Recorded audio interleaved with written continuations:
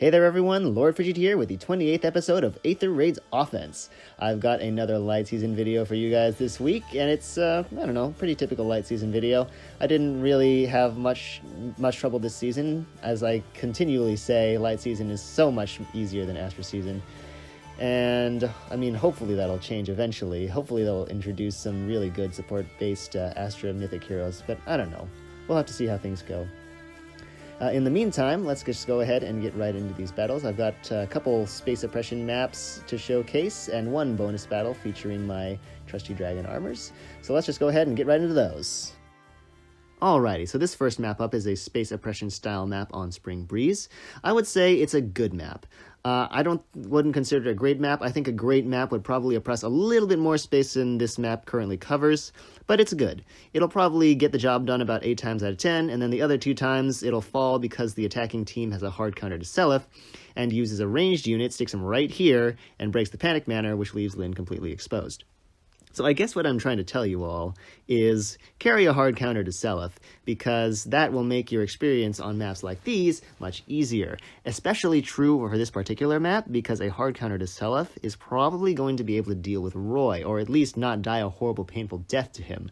Which is good, because that Roy is a freaking monster.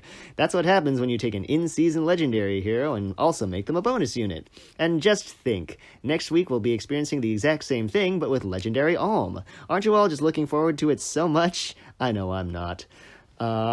Anyway, back to this map.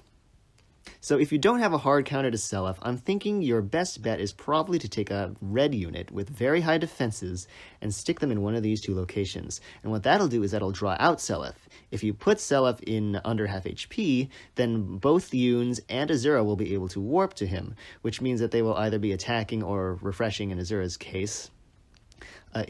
If you do manage to get him under that half HP threshold, which basically the effect of that is that it isolates Roy from just about everyone else, because everyone's now swarming down the left-hand side and Roy's kind of over on the right chilling. So, yeah, that's really all I have to say about this map, just mostly that it doesn't really oppress enough space. It allows you to approach Lyn pretty easily, and if you do have a hard counter to Seliph, you'll be able to use that, and if you don't, well, good luck. I really do hope you have a solid red tank in that case.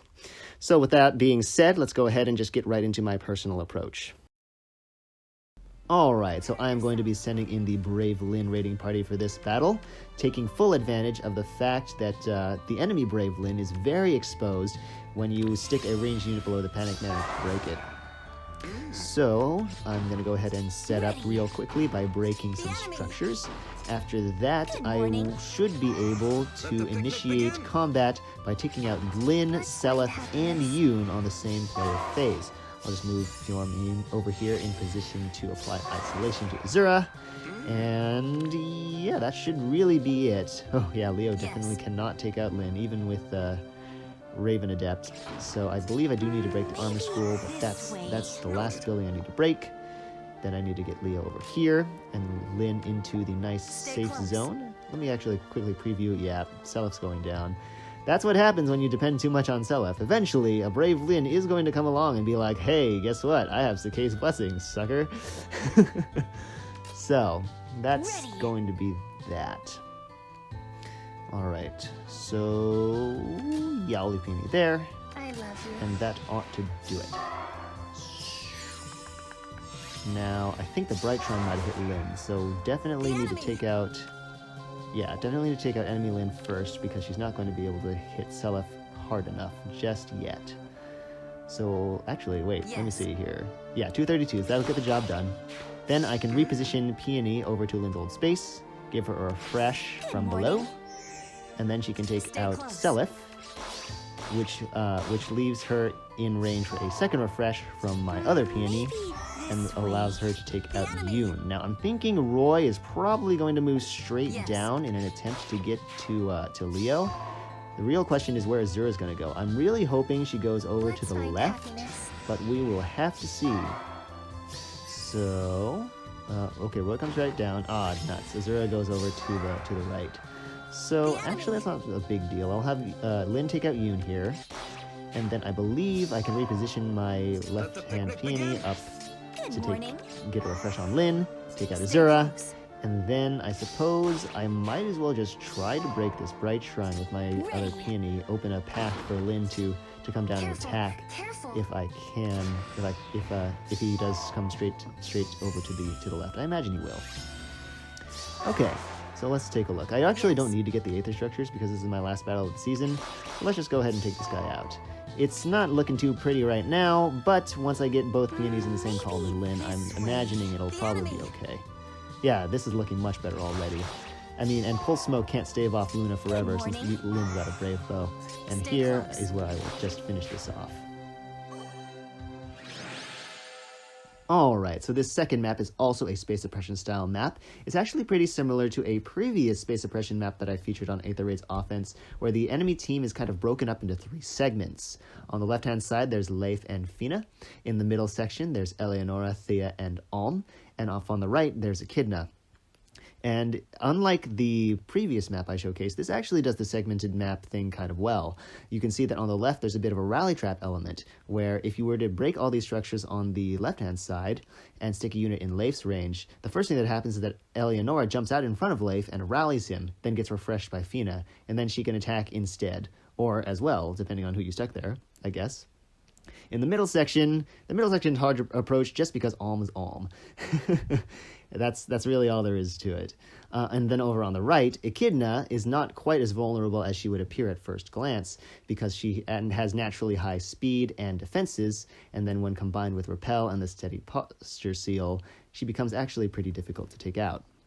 Not that it's impossible. A strong red unit will be able to do that, and if they're a Gale Forcer, that opens up the way for all kinds of crazy shenanigans, but we'll get to that in a bit. The really big weakness that I wanted to discuss with this map is the fact that Fina is so exposed. You can tell that if you were to attack her from here and then refresh your attacker, then you can then reposition your refresher out of harm's way, and then the enemy really can't do anything about it because they don't have any more refresh power. The one thing I would caution, though, is that that bolt trap is quite likely real, which will activate Fina's rapier skill, which has built-in Vantage. So that's something you do want to keep in mind. You'll be in for a pretty nasty surprise if you try to attack her with a cavalry unit after that.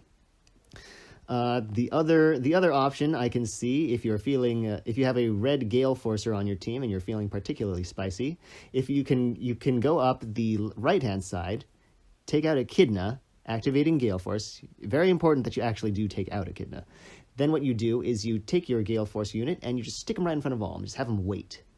Then you get another unit up here in front of Eleonora. Have them either wait or take out Fina if they can. Finally, you get one last unit and put them here. Take out Fina if you haven't already, but that's really all they need to do. And now you've trapped all the archers. Thea is trapped behind the archers, so she can't do anything either. And the opponent basically just has to watch you as you decimate their archers on the subsequent phases. It'd be pretty hilarious if you could actually pull that off. I don't know if anybody has. I'd really love to see the look on the person's face if somebody actually did it. But that is a story for another day. I pulled off a fairly different approach, so let's go ahead and just get into that right now. Alright, this battle is definitely a job for the Lin raiding party. I'll go ahead and hop right in here. And Fjorm can go, well, actually, no. No, she doesn't really need to be applying isolation on the first turn. So let's just shuffle these units around a little bit. And basically what I'm going to be doing here is breaking all the structures on the left-hand side except for that cauldron. Because what that cauldron does is it will protect my units from the wrath of Legendary Leif. Yes. So I'm going to go ahead and break that stuff here. And then move Fjorm in a little bit closer so she can apply isolation to Fina, probably on the next turn. And when I initiate, I will go ahead and take out Legendary Leif, then quickly refresh Lin, and then get her to reposition the refreshing peony out to safety. And that, because isolation is then applied to Fina, the enemies will not actually be able to reach me after that. So, let's go ahead and get this show on the road, break that cauldron, get a refresh on Lin, and then take out Leif. Alrighty. Goody. And then I can have Leo come in here, reposition in Peony, because Leo can actually take out the legendary Alm on the enemy phase due to his Raven Adept setup. I'm very happy I gave him that actually now. So let's ooh, Rally came out. Not a huge deal, and yeah, definitely as expected, he drops a one-shot on 4 legendary Alm. Now Fina just advances and just gets quickly taken out, hopefully. I'm thinking, yeah, definitely from here, so I can have the option to advance further if possible. Ready. So let's take a look. I'll definitely use the refresh, but then what can I do? Can she take out Eleonora? Oh, she can. Okay, good to know. She can also take out Thea, obviously. Thea doesn't need the Iot's shield. Okay, Leo can also take out Eleonora, but then I'm leaving him in range of Echidna, who apparently can't kill him. Noted. I mean, if he's only going to deal 2 20s, then I think the play is actually to have Leo take out Eleonora, then have Lynn take out Thea, and just leave Leo in Echidna's range. Maybe drop him heal on him just to make sure, but yeah, that should be fine. Yep, definitely doing that. So this shouldn't be too bad. After all, it's what, 2 20s, I believe. So I'll go ahead and break this Black Eagle banner so I can take out the Aether Four on the next turn. And yeah, that should be fine. 2 13s. Oh right, Lynn's attack smoke on Thea applied the debuff to Echidna, and then I should be able to use Lynn to take out Echidna here. We'll go ahead and use the first round of attacks, and then Leo can't, even with Glimmer, finish her off, but he can reposition Lynn, which puts her in range to get refreshed by Peony, and that'll take her out. Alright, I'm just going to throw in this map as a bonus, since you guys did have to watch a lot of Brave Lynn just now. I'm not really going to talk a whole lot about it. It's a pretty straightforward map. It's one of those ones where it's deceptively simple. You think you can easily bait out the refreshers by breaking the Bright Shrine and the breakable block and baiting out Azura, until Perry swoops in with her rally attack speed, gets refreshed, and then stabbies through your entire team. However, if you can weather that storm, you're pretty good. None of the other units are particularly potent offensive threats. I mean, unless you let Laszlo get his weapons effect off. And you can probably just weather out the rest of the battle by sticking a unit on a defense tile and just having them camp. So let's go ahead and just get right into my own approach. So I'm going to be sending in my trusty dragon armors for this battle. I believe Perry will not be able to deal with my Sothis, especially since she doesn't have any means of preventing Sothis's follow-up attack. And I'll just wait a minute. That was the real bolt trap? I thought for sure it was going to be the one below the Bright Shrine, but I'm okay with that not being the case. I mean, no skin off my teeth. So I'll go ahead and just get into position here on the next turn. Well, let me see how I want to run this. I think I should probably, yeah, the first thing I should do is get Peony over off to the left side so she can provide buffs and her her Gentle Dream aura. Wait, no, it's Flower of Joy. Flower of Joy. Gentle Dream is her assist. So let's go ahead and do that. Break the Bright Shrine so that Sothis is no longer affected by it, and which will also let Perry actually get to her. So definitely drop Leo somewhere off in here on the safe zone. Perry should come in for a rally, and then she'll get refreshed by Xander. Interesting. And yeah, she definitely falls to Sothis. Deals a good chunk of damage though. I'm surprised Azura went for a Dune there, honestly. But yeah, Sothis's defense unfortunately not the greatest, so I'm not surprised that she took as much damage as she did from Perry there. But now I can stick a Dune on the defense tile, and it's basically over. I could just finish the battle by just pressing end turn, honestly. And eventually they would just all suicide into a Dune. Unfortunately, I do also want to go ahead and walk up and get these Aether structures, so I'll do that as well. Ooh, swap from Laszlo. Interesting. Wait, what's his speed? I feel like he's not that fast. Idun? Yeah, she can actually just straight up kill him now. Nice. Alright. That's kind of hilarious, actually. So I'll go ahead and do that. And actually, wait, I probably maybe even should have had Sothis break the Aether M4 first, which would have provided Idun the ward armor buff for when she attacked Laszlo. But oh well, no matter. Garen's probably going to go after Sothis here, but it's not really a big deal. She'll still get Sirius off because she has Special Fighter, and Idun can just finish the job on this turn.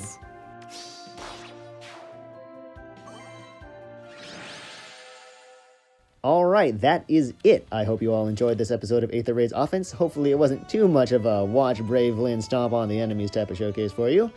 I guess I'm hoping that I will be able to see you at the end of next Astra season.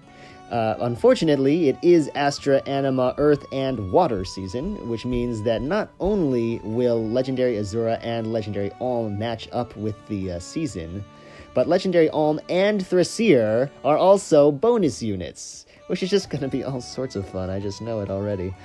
So we'll have to see how it goes. Hopefully I'll have enough material to put an Aether Raid's Offense video together for you guys. We will have to see.